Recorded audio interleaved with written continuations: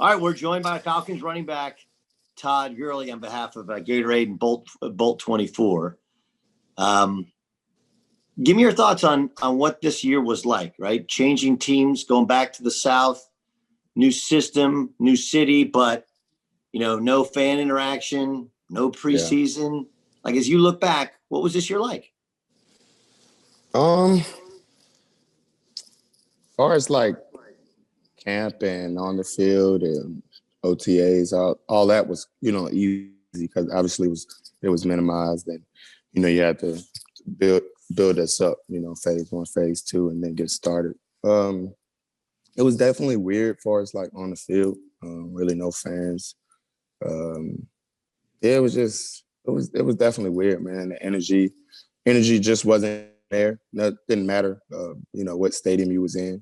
But luckily for us, we had like a couple of fans, so it did like.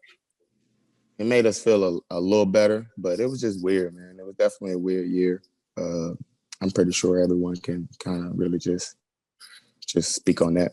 Yeah, I'm sure. What about for you? Again, you switch teams, you sign a good contract, and then coach gets fired halfway through the season.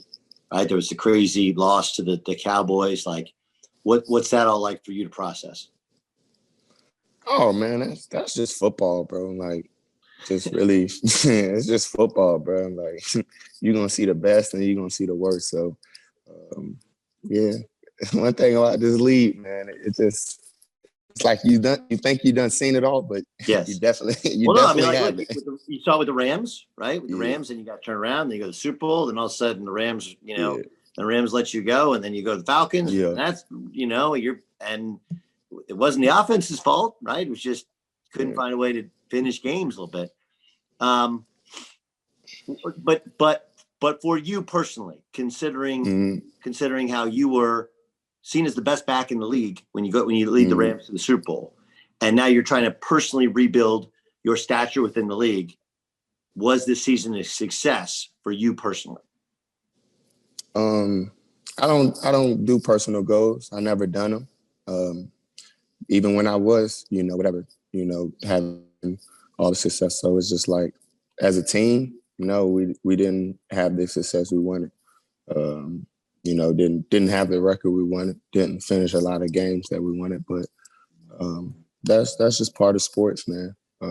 It's definitely not the end of the world, not for me or not for any of my teammates. So I just feel like, a lot of stuff was out of control. Some stuff we couldn't control, but at the end of the day, it is stuff that we can control too, because I'm still part of the problem, which was, still being on the team and not, not getting those wins. So, that's just really just how football goes, man. It really. I gotta say though, like of all the potential head coaching hires, right? Yeah. If Arthur Smith hands you the ball as much as he handed his last running back the ball, like you had to be pretty excited at the prospects of a guy who really values the running back position. Is that correct? Oh yeah, as a running back, yeah. As a running back. I mean, it's just because just how the league goes, it's always been pass happy, especially over like the last 5 or 6 since I've been in the league. So when you see a guy like that running the ball as much as he does, obviously with a freak of nature back there, he better. So he's a big dude. Yeah. So, and I'm pretty sure, Coach Smith can tell you the same thing.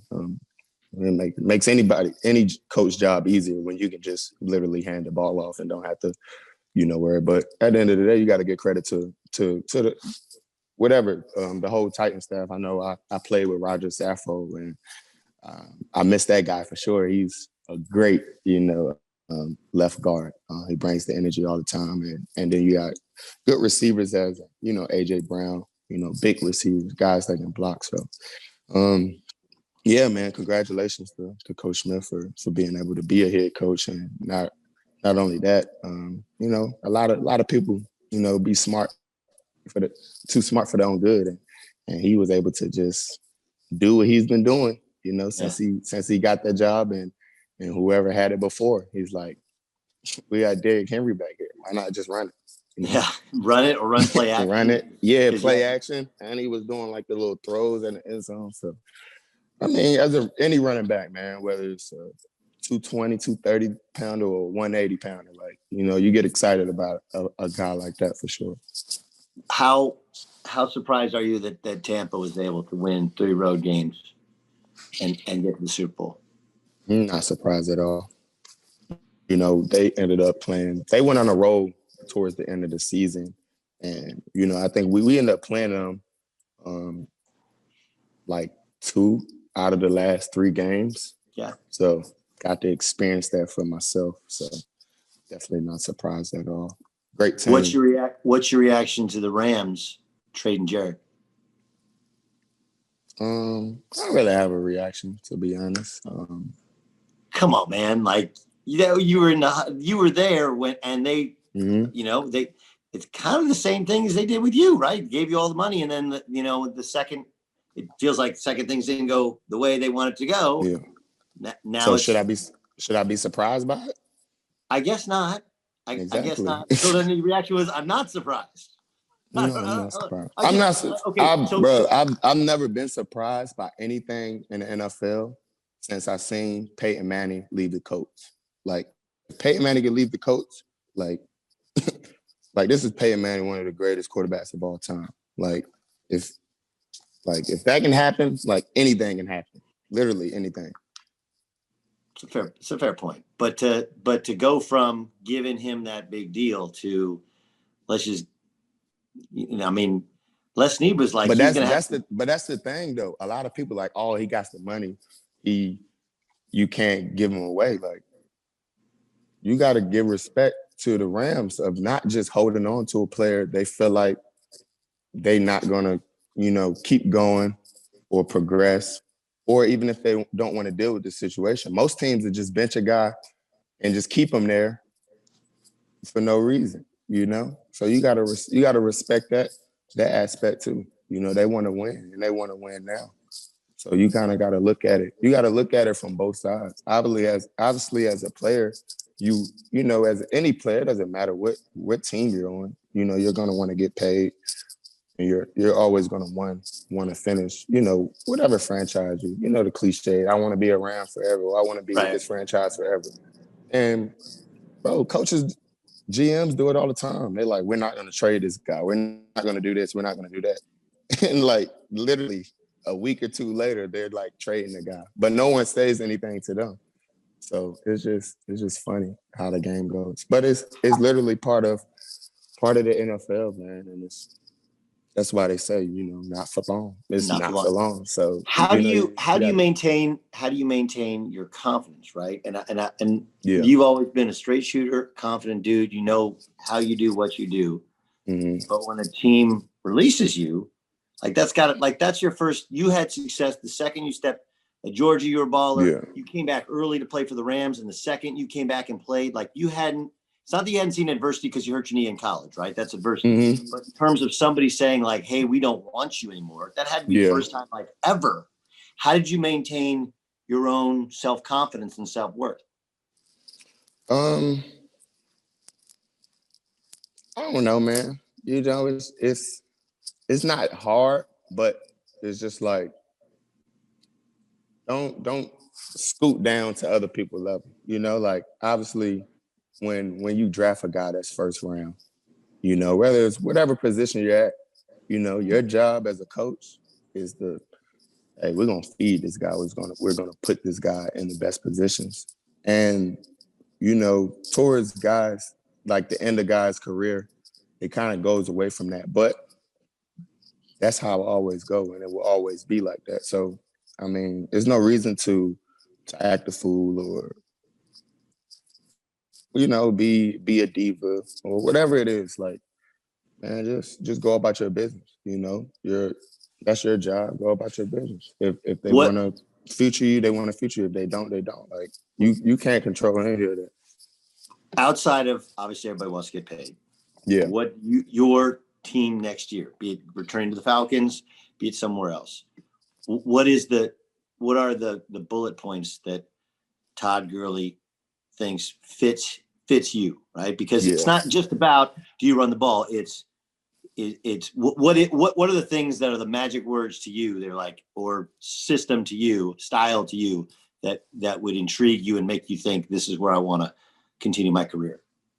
I think you just got to go off of experience, not experience, but what a team done. Like any coach can tell you we're going to do this, we're going to do that, but everybody said we're going to run the ball. If you turn the film on for whatever the past 3 years, you like these dudes haven't ran the ball in 3 years. What you think they gonna run the ball with you? So you really just have to go off of experience and like. I mean, obviously, being a free agent, it's not like basketball where I can just like automatically just say I'm going to Seattle or something. It's kind of like. But Seattle does run the ball. I think they do. And they, might be running back. Yeah, but other people might say different, right? Yes. Because of the Super Bowl. So like, yes, one play. Like, so it's just like, I don't know, man. It's a combination of everything. So. I don't really look at it as a big deal. Like I said, I don't know, man. I'm just kind of really just even keel.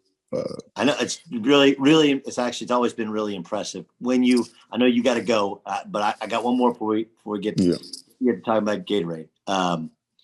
If you close your eyes or 20 years from now, somebody's like, and you don't get to another one. Yeah. How would you describe another what? That Super Bowl, playing the Super Bowl. Oh, no, Super Bowl. It was like another game, to be honest, man. I mean, it was the biggest game, just being able to just be like, damn, we're in the Super Bowl. But I mean, that game went by so fast, bro. It was just crazy. And I'm a fan. I'm a fan of going to the Super Bowl. I love going to the Super Bowl because usually I have a friend or someone that's playing in it.